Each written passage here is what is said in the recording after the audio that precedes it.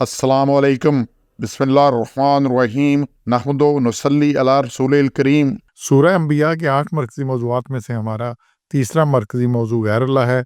इसके 5 ज़िमनी मौज़ूआत हैं, जिसमें पहला है हकीकत। जितना शिरक है गैर अल्लाह की वजह से है कि गैर अल्लाह को अल्लाह के बराबर ज़ात में, सिफ़ात में, औलाद में, किसी भी शक्ल में मानना। तो यहाँ पे इसमें 4 नुकात हैं इस सूरत में से।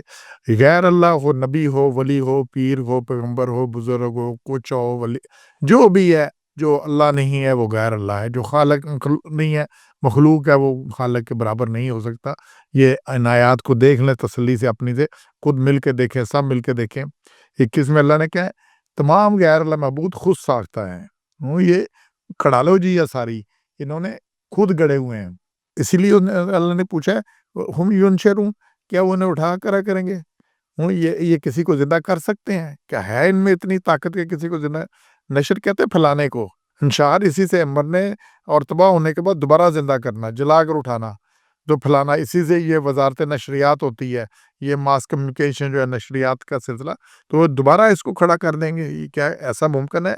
तो ये मुमकिन नहीं है। तो अल्लाह ने पहली दलील दी है, अकली दलील, कि अल्लाह वही हो सकता है जो मरे हुए को जिंदा कर सके। क्या तुम्हारे मबूद किसी बेजान, किसी मुर्दा को दोबारा जिंदा कर सकते हैं? वो किसी को खाक करना है, खुद जिंदा हो जाए। जब मरे थे खुद ही कब्र में चले जाते, खुद ही नहा लेते, खुद ही कफन ले लेते, लोगों ने नगा किया, लोगों ने कफन दिया, लोगों ने नहलाया, सब कुछ किया। तो अल्लाह ने कहा ये क्या कर सकते हैं?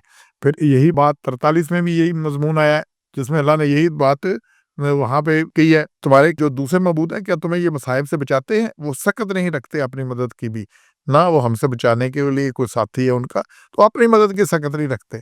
तो सूरह हज में अल्लाह ने कहा है कि ये एक मक्खी नहीं बना सकते, ये एक मिलके सारे मक्खी नहीं बना सकते, और मक्खी कोई ज़रा ले जाए, ये उस मक्खी से ज़रा वापस अपना नहीं ले सकते। इन्होंने किसी की क्या मदद करनी है? तो ये इसके बाद दूसरा ही, अगर कोई ऐसा माबूद होता तो सारा निज़ाम कायनात तलपड़ हो जाता। ये 22 में अगर कोई भी होता तो ये कायनात का निज़ाम नहीं चल सकता था। एक म्यान में 2 तलवारें नहीं रह सकती। अल्लाह के अलावा कोई और मबूद होता तो निज़ाम कायनात पूरा उल्ट का उल्ट हो जाता। या पाकिस्तान को देख लें, आयन में 26 हो गई अमेंडमेंट्स, किस लिए हो रही हैं? यही कि जी 18वीं अमेंडमेंट इख्तियार किसके पास है? सदर के पास है, वज़ीर आज़म के पास है, चीफ जस्टिस के पास है, आर्मी चीफ के पास है, हर एक को जिसका मौका लगता है खींचता अपनी तरफ, यही नहीं फैसला होता। अच्छा, एक जब तक नहीं होगा, कमांड ऑफ अथॉरिटी नहीं होगी, आर्मी के एक चीफ नहीं 2 चीफ हो, तो सूडान में देखना क्या हो रहा है। इसी वजह से लड़ाई, हर दर लड़ाई।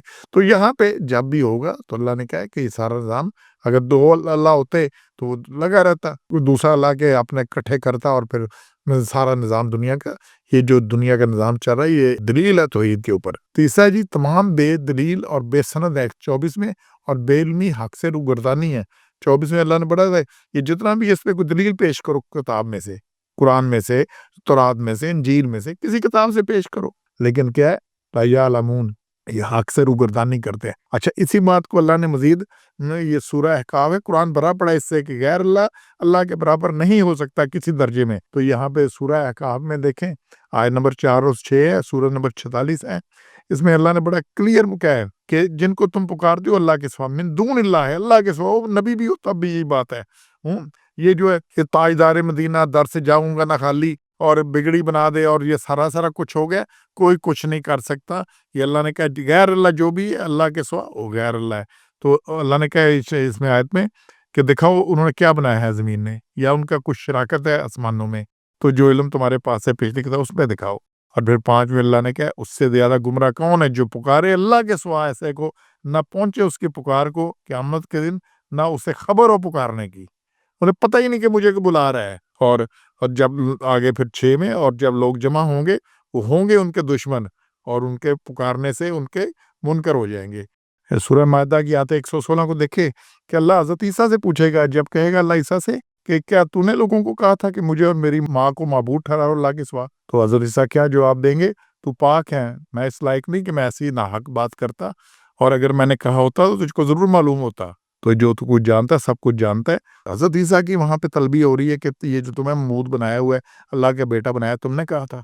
तो बाकियों की क्या हैसियत है? अब जो इंसानों का वतीरा है, जो कुछ हो रहा है, बाकी तो जो जाहिर जो मुशरक है उनका तो है, मुसलमानों के अंदर जो कुछ ये जितना कुछ खराबी हो रही है, یہ سورہ بقرہ میں دیکھیں 2 نمبر صورت ہے آیت 165 سے 167 تک. بعض لوگ ایسے ہیں جو اللہ کے برابر دو اوروں کو بناتے ہیں اور یحبونہم کا حب اللہ، ان سے ایسی محبت کرنا جیسے اللہ کی سے محبت، بلکہ اس سے بھی بڑھ کر. اچھا اللہ کی بات ہے تو یہ کیا توحید کا کس کو نہیں پتا، ساری دنیا جانتی ہے اللہ ایک ہے، یہ کون سی بات ہے؟ کوئی پیروں کی بات کرو، کوئی ولیوں کی بات کرو، کوئی کرامتوں کی بات کرو، کوئی نظر آنے کی بات کرو، یہ تو اللہ سے محبت نہیں کرتے. اور پھر یہ ظالم ہے، اور جب عذاب دیکھیں گے، اور اللہ کا عذاب بڑا سخت ہے 165 میں، اور پھر آگے 166 بڑا ہے، جب بیزار ہو جائیں گے وہ جن کو پکارتے تھے اور ان کے درمیان عذاب ہوگا، پھر ان کے سب سلسلے منقطع ہو جائیں گے جو پکارتے اس وقت وہ. اور پھر کیا کہیں گے؟ اور کہیں گے پیرو کیا اچھا ہوتا اب دنیا میں لوٹ کر جانا، جب جن کو یہاں پکارتے تھے یہ غوث ہے، یہ ابدال ہے جی، یہ میری سنتا ہے جی، یہ جنت میں پہنچا دے گا، یہ چھڑا دے گا، انہوں نے اس سے منکر ہو جانا ہے کہ ہمیں پتہ ہی نہیں یہ کس کو پکارتے تھے. ایسا کہہ دیں گے تو باقی کسی کی کیا مجال ہے. تو پھر وہ جو پیرو ہے اس وقت کہیں گے کاش ہم دنیا میں دوبارہ اللہ میں بھیج تاکہ ہم بھی ان سے مسرت ہو جائیں، ہم بھی نہ ان کو مانیں. لیکن یہ موقع نہیں ملنا. تو غیر اللہ کی کوئی حقیقت نہیں ہے، ٹھیک ہے، یہ کسی درجے میں کوئی کچھ نہیں، بات ہی توحید کی ہے اور اس پہ یہ حقیقت ہے. سبحان ربک رب العزت عما یصفون وسلام علی المرسلین والحمد للہ رب العالمین.